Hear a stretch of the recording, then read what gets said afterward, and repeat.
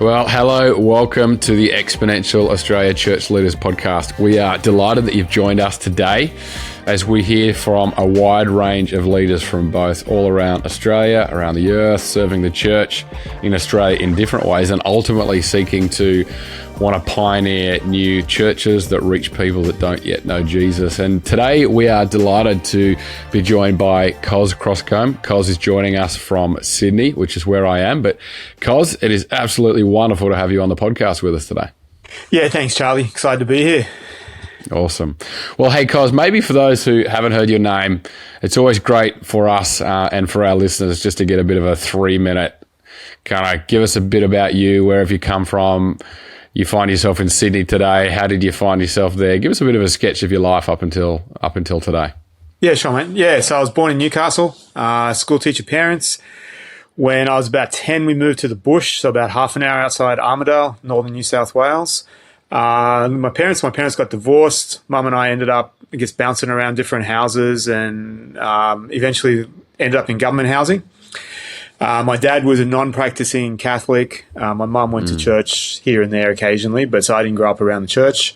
When I was 21, I got the girl I was living with said we should try going to church one day, and that's kind of started the pretty rapid journey for me. Someone said you should read the Bible, and literally one day I just opened it up and read, "The harvest is plentiful, the workers are few." So I thought God had asked me to come and work for Him, and I'd say that's when my life just all transformed. Not too long after that, I kind of quit my job and was in the wrong place and, doing the wrong things. And ended up in the US. It was quite a journey to get there, but ended up working in Philadelphia. So I was there for 28 years. Began my work there with a group called Young Life, doing youth ministry, mostly for me with kids who were in gangs or kind of affiliated with that stuff.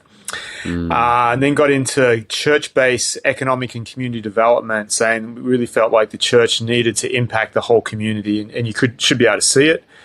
Then got into some education later on and kind of finished my time there the last 8 years working for a Christian university, running their stuff in what they describe as an urban, so kind of lower socioeconomic communities. Yeah, in 2020, my wife, who's an American, had really wanted to come to Australia. We'd kind of thrown some feelers out, had a few different opportunities, but got contacted by some guys from the Sydney Anglicans who said they were looking for some different thinking. Got an invite to come over, and they dropped me into Mount Druitt. So we are in the Emerton section of Mount Druitt. I'm part-time with a local church, really part-time. And then most of what I do is work on consulting and leadership development. Amazing. Well, we're really going to jump into some of those things today because obviously already just in your overview, you give us a little taste of some of the things that you're passionate about, obviously working amongst marginalised communities, having a heart for those who might be on the rough side of the tracks or however people might want to term it. It's obvious even just now beginning to hear from, some of your story where some of that heart would have come from in terms of your heart for those communities. I wonder if you just kind of speak a bit more to what was that kind of, crystallization of discontent or something that happened that for you made that a real heart cry, a passion, a wanting to serve the Lord in that way. Yeah, kind of look back on stuff, right? At the time, I'm not sure I knew. My parents were both, as public school teachers, were pretty strong on kind of the more labour side of things, and from the Australian position of government, so the more socialistic. And so I think I always had that in me, probably was in activist stuff around in students. I think what really struck me was, when I first became a Christian, I went to the US and I was in the suburban place like Colorado Springs, the mecca of Christianity for America. Yeah.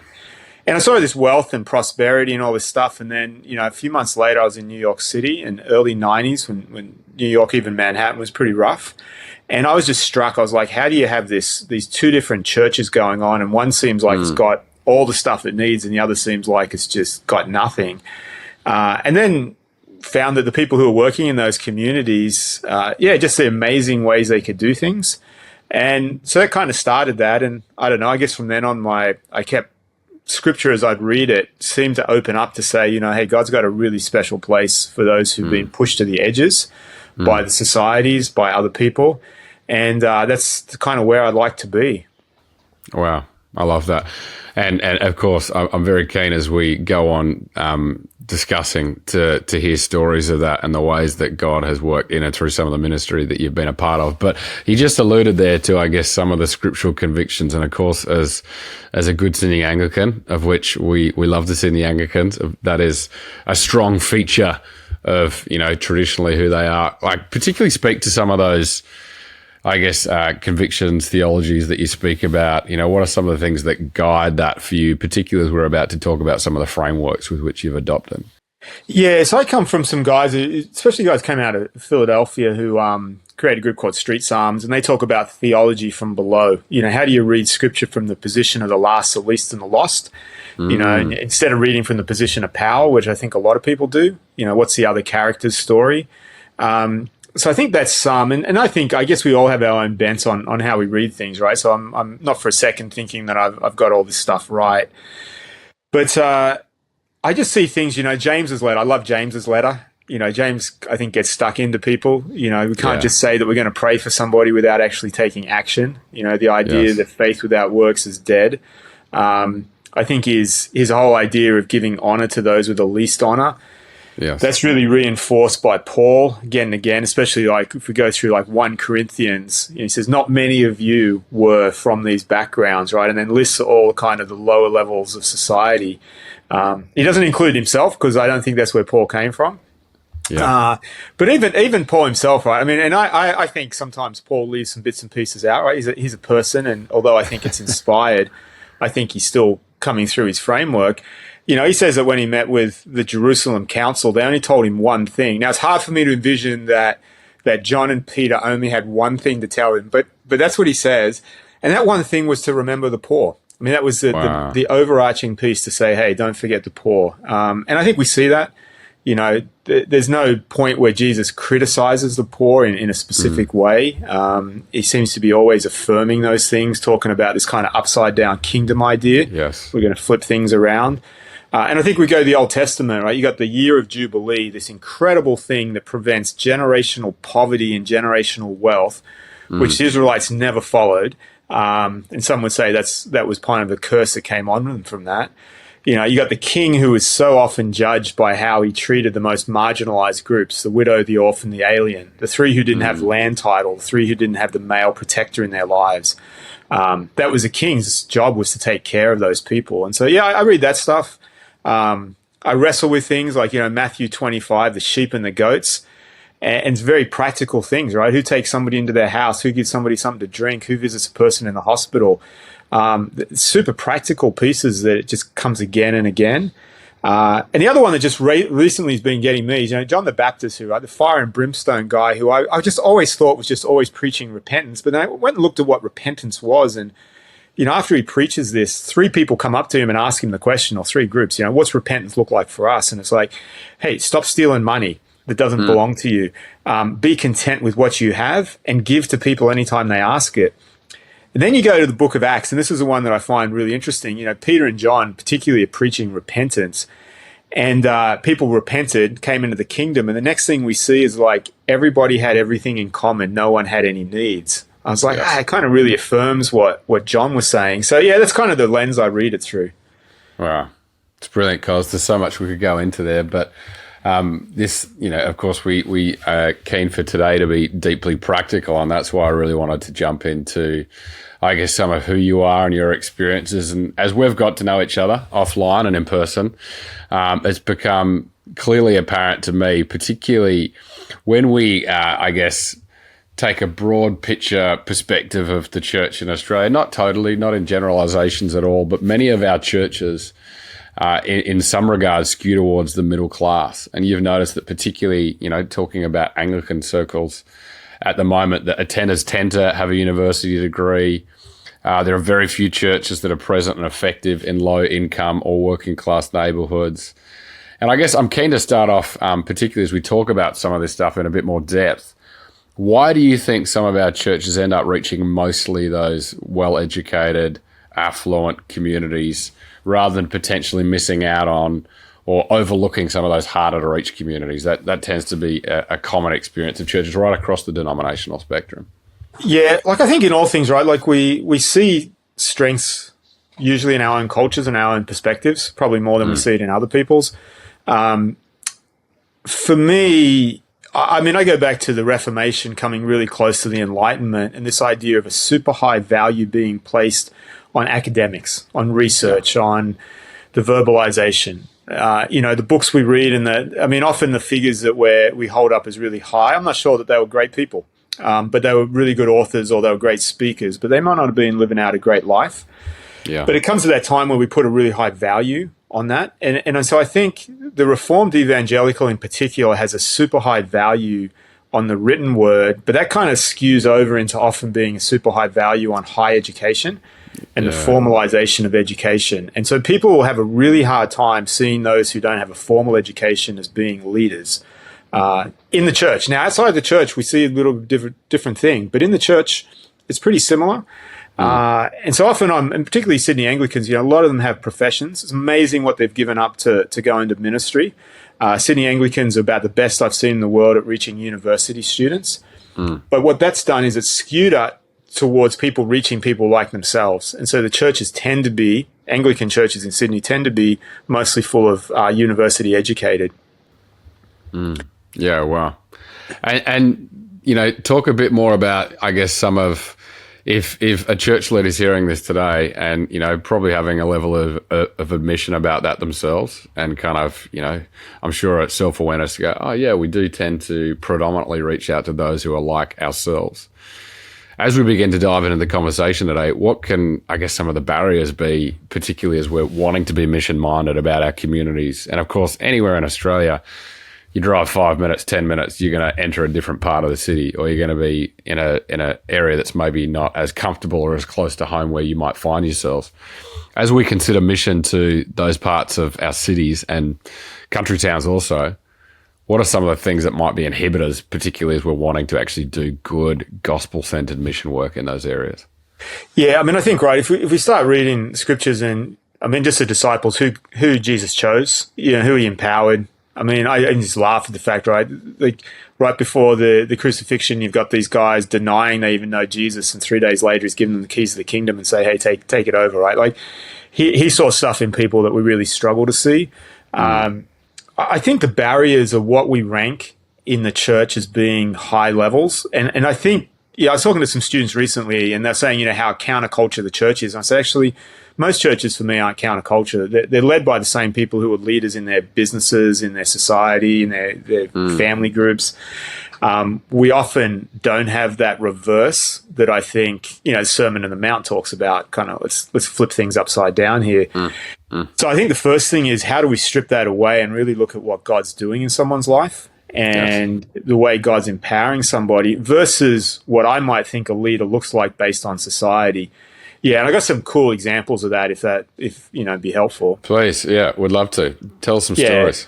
So I was embraced and taken in, and my kids were raised in a very poor community in Philadelphia. We lived in a predominantly black community our last years, but Latino, surrounded by amazing people. Right, there's so much better at ministry than I could ever dream of. My job was just to help maybe refine them in things, push them, and remove barriers.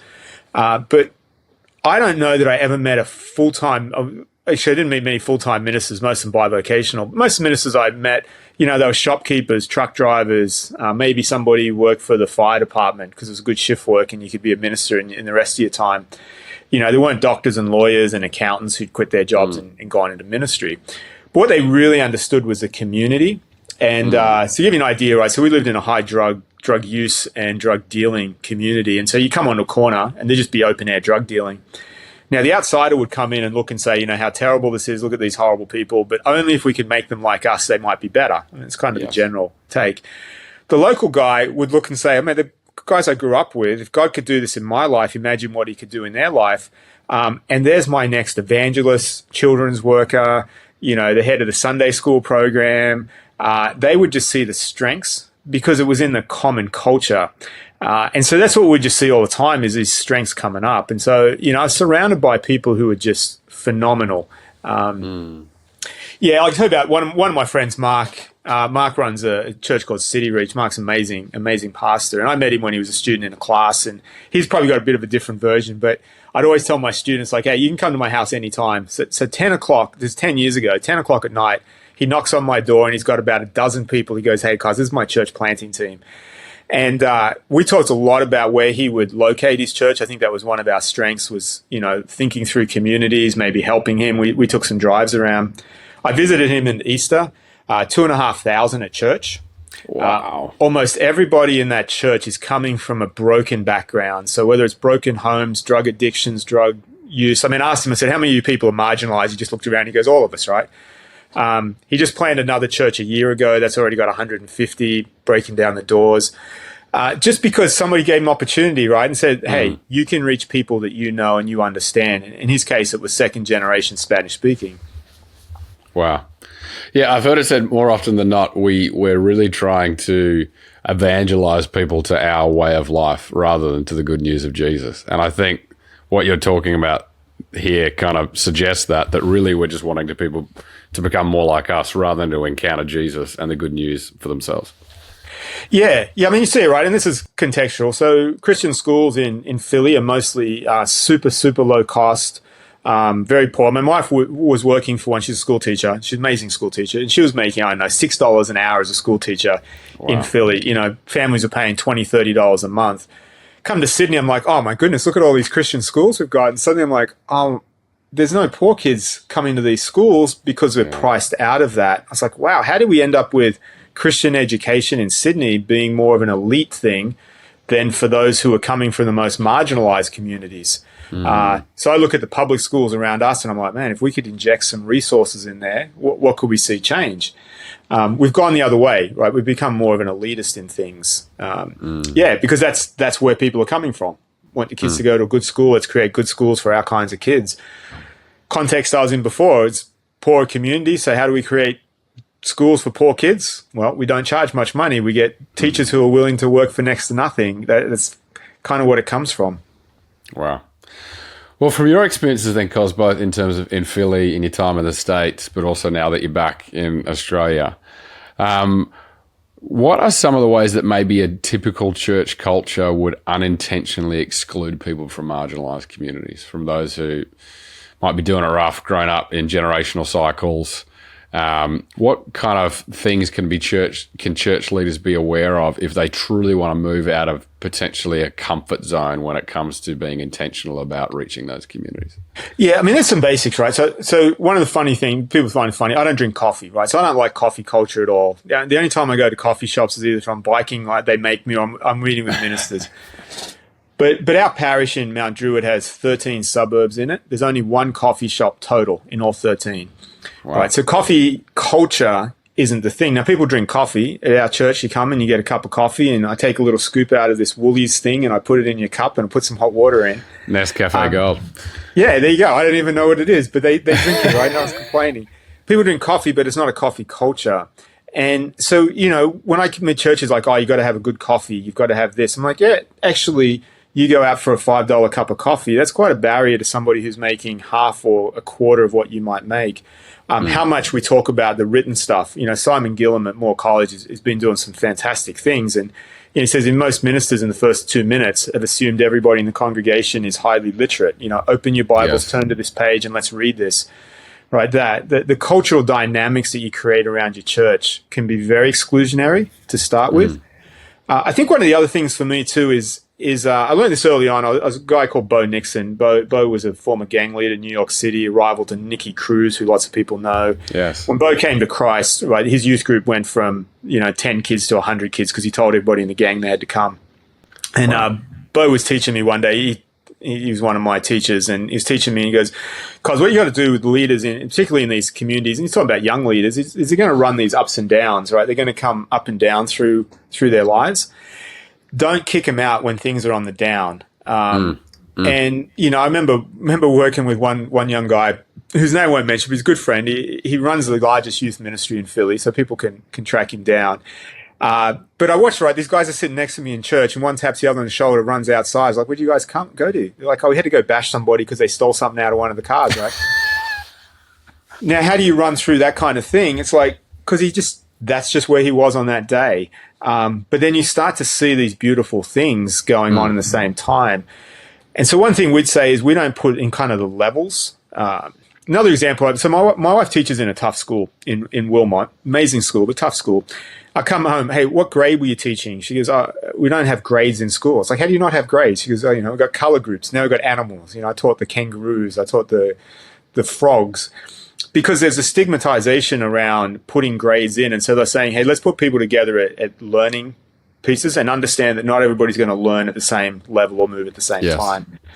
So often I see churches like, okay, let's evangelize, then let's disciple, and then make them leaders. And if you get it wrong, then we're going to kick you back levels. More so we're saying, hey, how do you look at the whole person and the whole journey and measure that journey as I guess, sanctification is going on in somebody's life?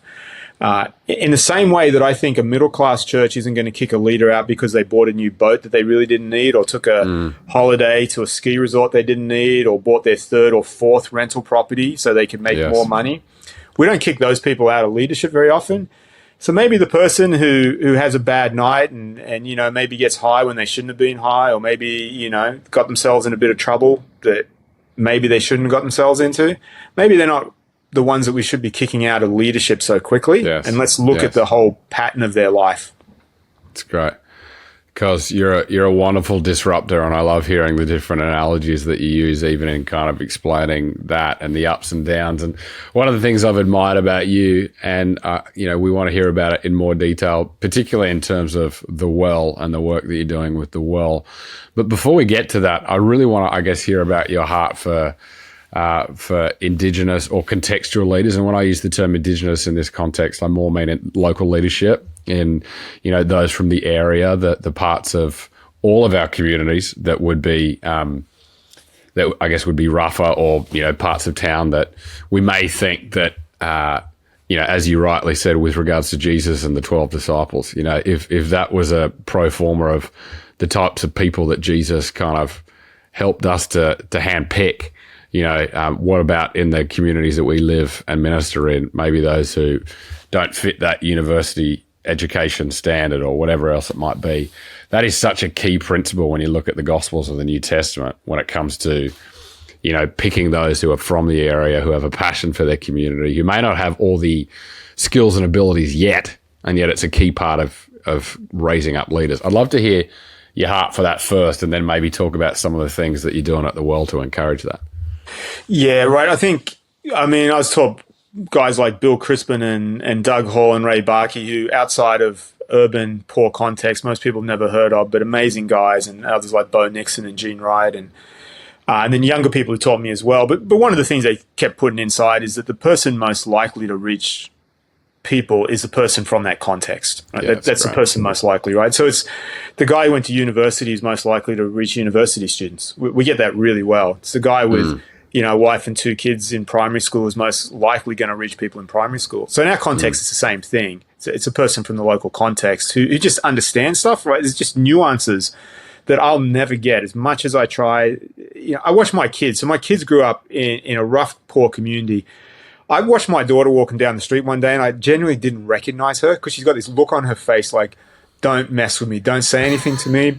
I'm going to walk right through the middle of this group of guys, and they're not going to say a word. And they don't.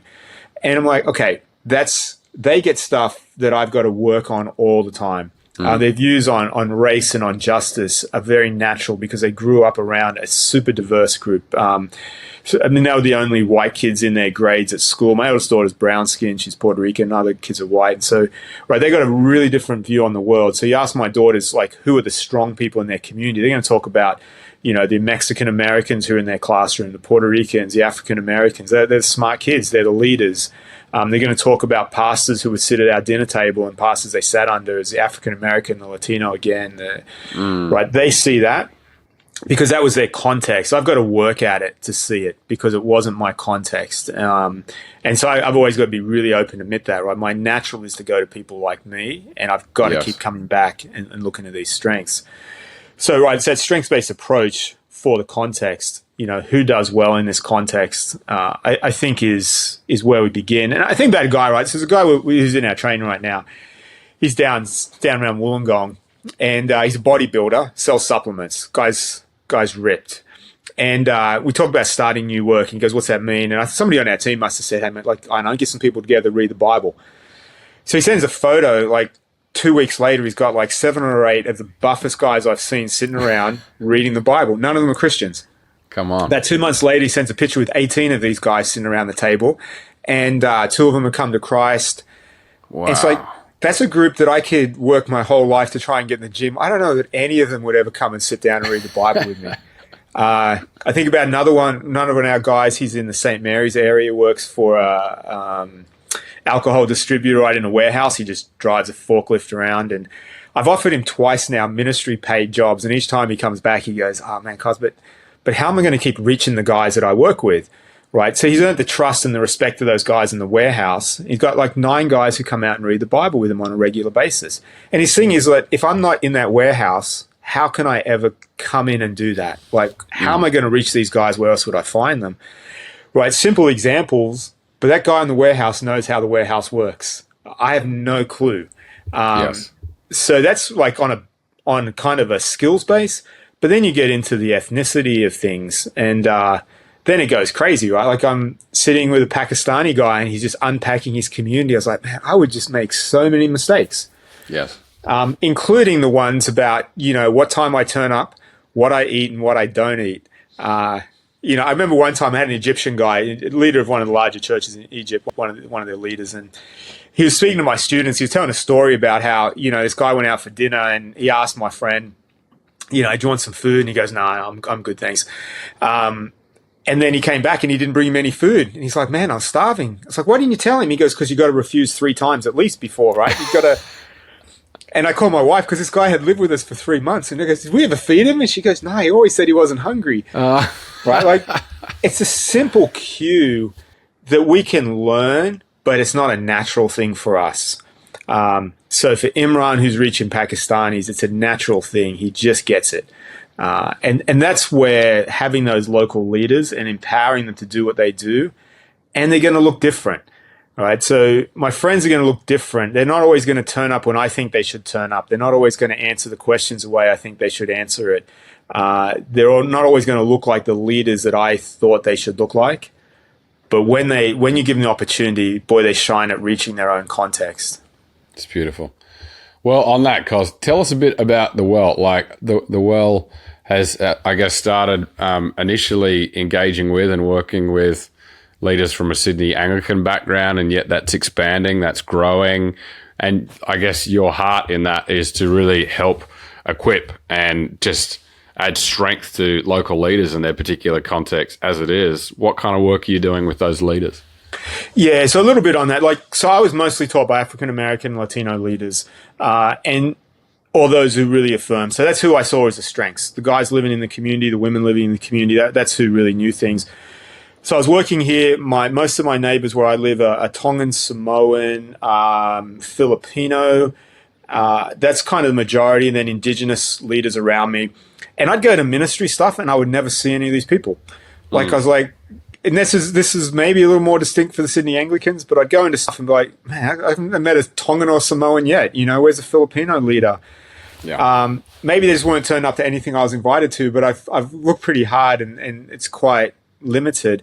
So we said, hey, look, these are the people who should be leading the churches in these communities. These are the ones we should be training. I was super blessed with some people who got behind us from outside of Sydney who just said, hey, we agree with you. We think this is an issue, not just for you guys, but a broader issue across the country.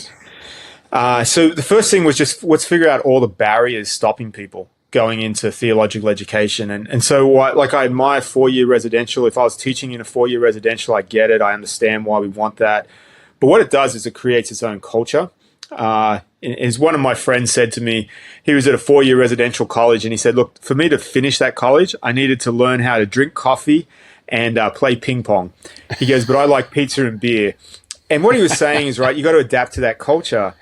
And so what we were seeing was that people who maybe could get in there, after 4 years, they become less and less effective in their own cultural context. So we said, hey, you can't send people away. You've got to keep them in their context, which meant going into an intensive system.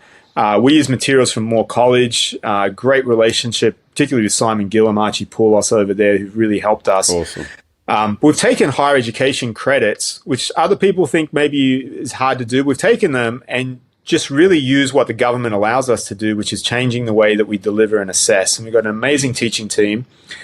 So students do the same thing that they would in a diploma at another place, but we use competency-based testing. So instead of writing an essay or doing an exam, which we think most ministers really aren't going to be writing too many essays, maybe you could say a sermon is, but even that's hit or miss, or taking an exam, we're like, turn in a sermon you preach, turn in a recording of a Bible study you did, show us that you actually know how to handle the word in real-life situations. And then we do what they call a viva, which is an oral exam. We actually just call it a conversation because it removes the stigma. And so then you sit down, you have a chat with somebody about what they've learned, how they've gone. That's all recorded, and it counts as higher education things. We're doing the same assessments. And then we just changed the way we call things, which in saying, you pass or you fail, you get a particular grade. And I'm really against grading in most places because and education is pushing this way more and more. It says, you create competitors in the classroom. That's often not helpful. Yeah, when that happens in ministry, you actually create these competitors who are all thinking who's going to get the best grade. And if I get the best grade, I'm going to be the best at pastor. I'm like, it's not even close. All my years in education, the top grades don't determine who's going to be the best in ministry. So we remove that and we say that you're competent or you're not yet competent. And if you're not yet competent, you want to stick with us, then we'll get you to competency. We do it in 2 years. And then we have people that are doing a 2-day internship in their local church. It's only church-based. You can't come and do our training just on your own. You've got to be in a church because we really believe in the local church. We're not looking to take people out of that. And then we surround people with 6 levels of support. So, they've already got God's support in there, and then we put these other 6 levels in. So they've got a site supervisor. They got a trainer, sometimes the same person. They got a coach, always an outside person, somebody they can just go to, bounce things off. They've got an academic support person. We've got a brilliant person, Emma Beto, who just crushes it on this. She liaises between the student and us and the institution, and she's always trying to figure out, how is the student learning? We call it student-driven learning rather than institutionally driven. So we're trying to learn how students learn and then deliver and assess them in that way. And then we do peer-to-peer support, so we do everything in cohorts. And then we do cultural support, and that's been a really big one for us, realizing that a lot of people we get aren't going to speak back to authority. So we put somebody in their life who they can talk to who then doesn't have a problem coming and telling me what they think I've done wrong. So I think about one of our Indigenous students, and I get a call from his support person who's like, Coz, you guys said you're going to assess him. And he's just like, mate, like, why are white people assessing me again? And it's like, mate, he just asked me the question. He goes, he's never going to ask you the question, Coz. Like, he's never going to speak back to you on this stuff. But how do you just change that term? And so we worked hard to just change the terminology to say, actually, we're not assessing you as a person. We're not trying to see if you're good enough or not. We just need to know, have you learned? And are we helping you learn new stuff? And that's when we came up with language like, let's just have a chat. Let's have a conversation. Let's go for a walk. Right. So those kinds of things become huge for us. And so we move from in these areas where often success rates are quite low. We're running at about a 95% success rate of people finishing the program. And we haven't had anybody that's kind of cut it off that we've been around. So, we think that support structure is critical to getting people through, and probably for most places, but particularly in our area because we're using some things that aren't common, right? Like higher education is not the common format for doing education in these areas. It's great. And I'd want to, for any listeners today, absolutely just give a shout out to the Well. If you're working with local leaders where you think that could be a gift to them, I'm sure Coz would be more than open and available to connect around some of that stuff because it's a very exciting and encouraging initiative. Coz, I'd love, just as our final question for today on the podcast, just to, I guess, ask you, what is a challenge or an encouragement that you would want to give to Aussie church leaders, particularly when it comes to, obviously we've been talking a lot about today about those overlooked parts of our communities and the opportunities that are ripe. You even shared in the opening to your story today, and, as on behalf of Exponential and, of course, anyone who believes the good news of Jesus, we talk a lot about, the harvest fields that are right there, that are an opportunity. And I think if we were to take a step back and look at some of those overlooked communities that sometimes as our churches we put in the too hard basket, that is a wonderful opportunity. And I wonder how you might want to just encourage or challenge us today just to finish our podcast. Yeah, mate, we've got a few key things we teach and comes from other friends who are much wiser than I am. But one of them we talk about is this theology of abundance, not scarcity. And probably Chris Rock or Joel Van Dyke termed that phrase.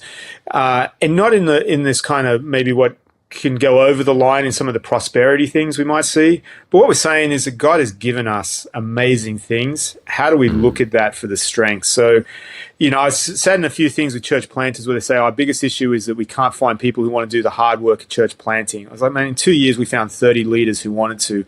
They just had so many barriers in their way. Like, people want to plant churches. People want to make sacrifices in ministry. I think people want to be reached with the gospel. Like, yes, particularly in marginalized communities, it's easier work as far as being able to stop and talk to people. You come in my neighborhood and just about anybody would stop and have a conversation with you. Yes. So I think that it's a bountiful harvest, but I also think God's given us the resources to reach it. The other one I'll say is often people say, there's so much more resource in the US than here. I was like, mate, I don't know. I didn't see it. I see way more in Australia. We've got amazing resources. We've got super generous people all over the country who are giving things. We've got churches that have got buildings and houses, and it's incredible what we got. If we actually use that stuff strategically, I think we'll see the harvest grow quite rapidly. It's brilliant. Well, Coz, we so appreciate your time today. Thanks for bringing us your story, your expertise, the things that you're seeing. And yeah, it's been a huge encouragement, I'm sure, for many people who have heard some of the things that you've got to say today, my friend. So I really appreciate you. Yeah, thanks, Charlie. And big shout out to Exponential, who the fact that you got a group of people who just want to help others do their ministry well is amazing. Love it. So huge for us. Thank you. You're a wonderful encouragement. Thanks, Coz. Thanks, man.